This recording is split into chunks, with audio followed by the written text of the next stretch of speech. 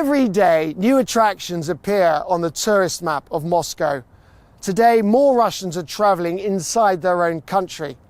Due to the development of new tourist services, each journey has become much more rewarding and interesting.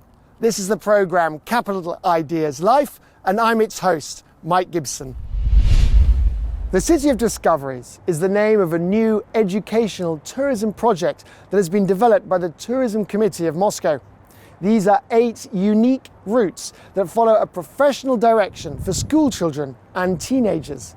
Let's find out how it works. It's time to discover Moscow. Previously, the concept of tourism meant visiting iconic and popular cultural sites of the Russian capital. Now, that means exploring much more than museums, as a variety of organizations open their doors to all who want to visit, especially young travelers. Among these organizations are high-tech companies, innovative startups, universities, tech centers, and cultural institutions. The City of Discovery project is an entirely new format of educational tourism in Moscow. The uniqueness of the project is in its educational methodology. We've combined 2 sectors, education and tourism, and today we are developing educational tourism in the capital. The whole city of Moscow acts as a single educational landscape, as a living system of industries, professionals, and associations. The City of Discovery project allows not only Moscow school children, but also children from other Russian regions to see the capital of their homeland from an unusual perspective. In fact, every school child can now be an explorer of Moscow, learning about a real live city outside of textbooks and school classrooms, and perhaps, in the future, build their careers in the best city on earth. We're using the most modern methods to interact with Gen Z. This is a very specific audience that cannot imagine themselves without the internet. This is the digital generation. We teach children the skills of the 21st century, working in the face of uncertainty, multiculturalism, teamwork, and other skills. The project has developed 8 tourist educational tracks in 8 specializations. These are innovative industries which are already actively engaged in developing professions in the fields of the future: energy, digital technology, telecommunications, transportation, space, and so on. Teenagers can choose one of the tracks on the project website and submit an application to participate. Throughout this educational journey, children are accompanied by trained curator guides. These are special mentors who have been trained and know the scenarios for visiting Moscow sites.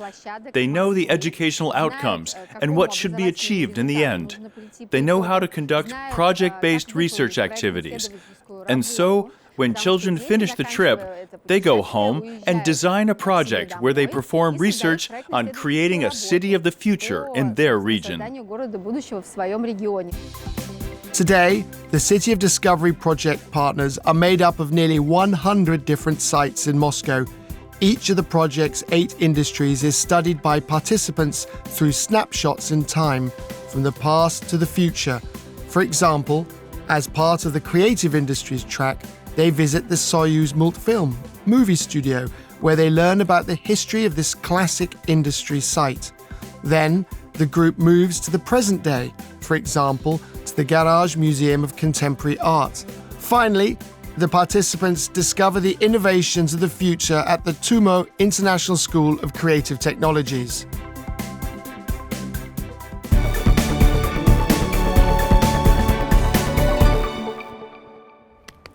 I'm sure that every adult and child dreams of coming here on an excursion. We are now at the animation studios of Soyuzmultfilm. Many world-famous cartoons were created here, including Hedgehog in a Fog, in Cheburashka and Crocodile Gena, as well as many others.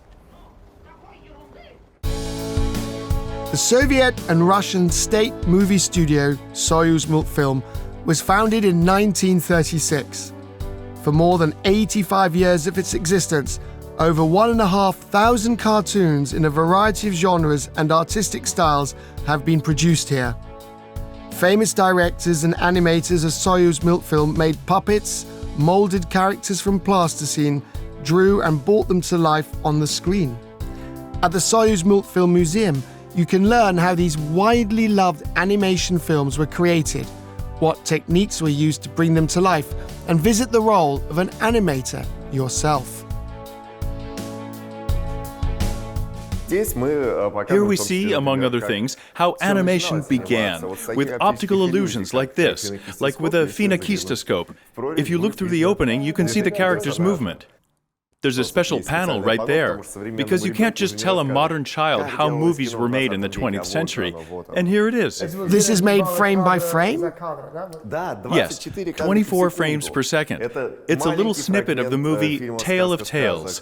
People come in and say, wow, that's a lot of film. I say no, 1 meter of film is just 2 seconds of material. Soyuzmultfilm's first films were practically all short films. Characters were drawn in the Disney manner, but soon the studio had its own style. You see, there's a hard outline around the character, and there's a smooth fill inside, so stylistically it's not Disney at all. It's essentially an experiment in its own right. Now, most of the animated films in the studio are produced with the help of computer technology. However, traditional animation methods of the past have not been forgotten here. In one of Soyuzmultfilm's studios, where ordinary visitors are not allowed, a real puppet cartoon is being made. And our crew was able to watch this process, just like the participants of the City of Discovery project.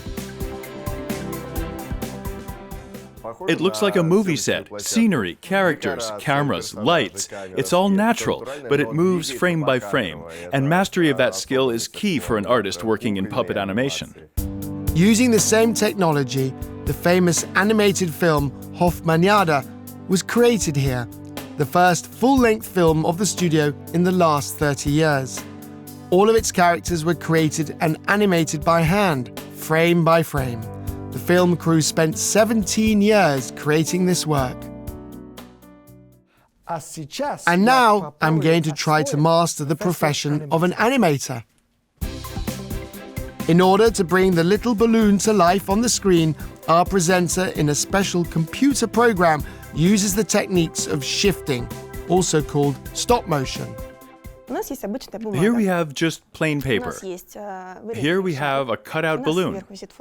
There's a camera hanging on top that captures all the movement. We have the ball going down. We need to move it a little bit. That's right. We take a picture again. You can go on and do it yourself. As the ball falls down, it looks like it's speeding up, and it appears to be stretching.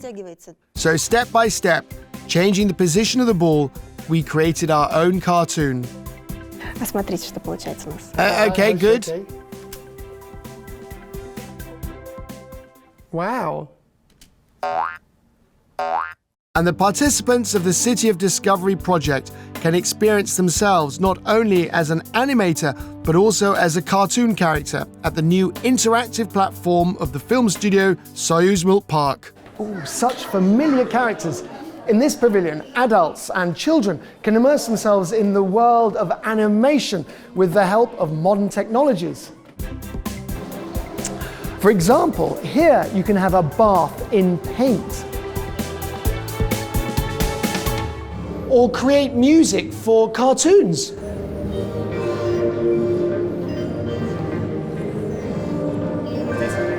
Everything here is made to be fun. It's all about emotion. But it's extremely important to us that today's children experience animation not just as entertainment, but also as a creative profession, perhaps in their own future. And participation in a project like City of Discovery, for us, is an opportunity not only to introduce children to our characters, but also encourage their creativity. Here you can also animate a beloved cartoon character and feel like a real cartoonist. I'm feeling very inspired. What a great process. You might find yourself inside a cartoon. There are 18 interactive attractions in the pavilion. Oh, well, that was the rabbit hole. We had tea with the rabbit. Hedgehog in a Fog is my favorite cartoon. It's so touching. And now we're going to help the hedgehog find his way home. Here it was important for us to create a space where children and parents could be inside these movies together and experience the same feelings. So we gave the classic characters a new form, a new life. It is not only participants in the City of Discovery project who can visit places like Soyuzmultfilm. Any tourist in Moscow can book an authentic childhood excursion or choose other interesting sites here.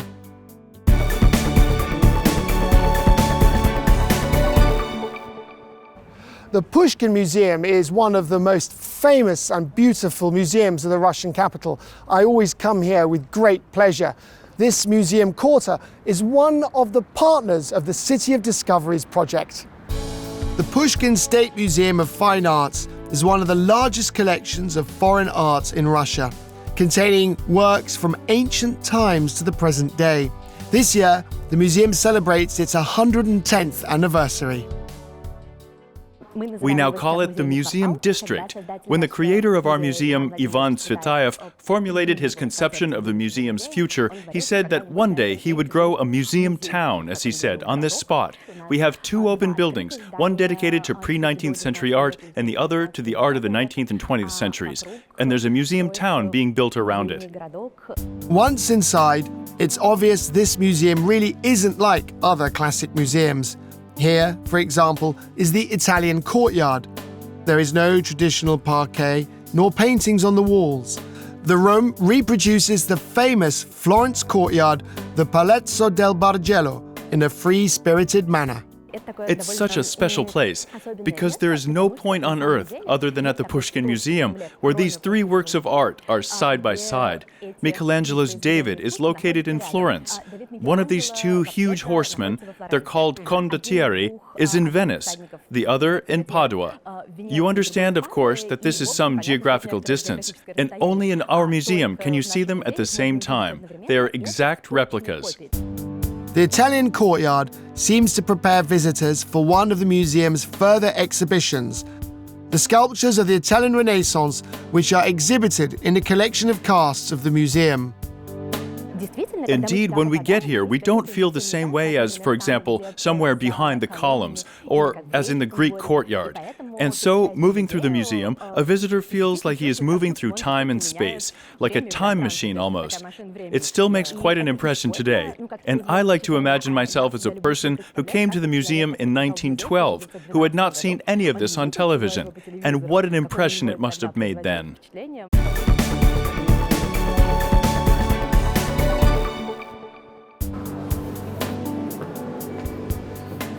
The Pushkin Museum's exhibitions are constantly being updated. For example, now, for the first time ever, there is a full-scale exhibition devoted to the mummies of ancient Egypt. Visitors can see more than 400 artifacts, most of which had previously been available only to specialists. The exhibition is the result of a joint research project of the Pushkin Museum and the Kurchatov Institute Research Center.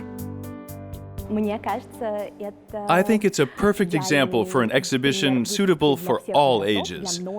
For many people, it's a place to see the Egyptian collection. When children start studying the history of the ancient world in the 5th grade, well, I think most 5th graders in Moscow come to our museum. But the Pushkin Museum is not just a place to contemplate works of art. All the necessary prerequisites have been established here for children to gain invaluable experience and knowledge about the museum's work. A museum is really a model of the professional world, and City of Discovery is a project which is tasked with showing how the professional adult world works, giving young people an idea of a profession outside the school system of subjects. And so, we have prepared a program where kids can feel like sociologists by studying the museum audience, try to understand how museum marketing works, what needs to be done for a visitor to see a museum in a new way and want to come there. So this is a very important project for us.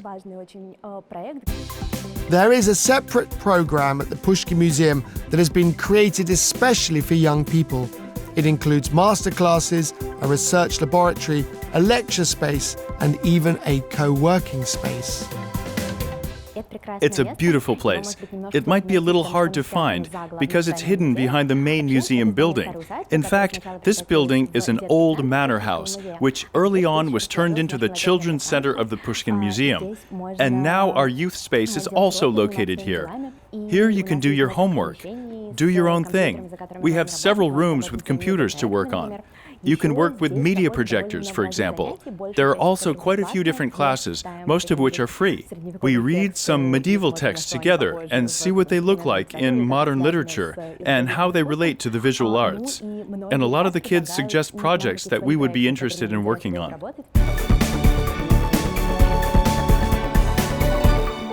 Moscow really is a city of discoveries. And in the next issues, we will continue to introduce you to the most interesting places in the best city on earth. You've been watching Mike Gibson. See you in the next program. A Big Asia Ltd. production. This program was produced with the support of the Department for External Economic and International Relations of the Moscow government.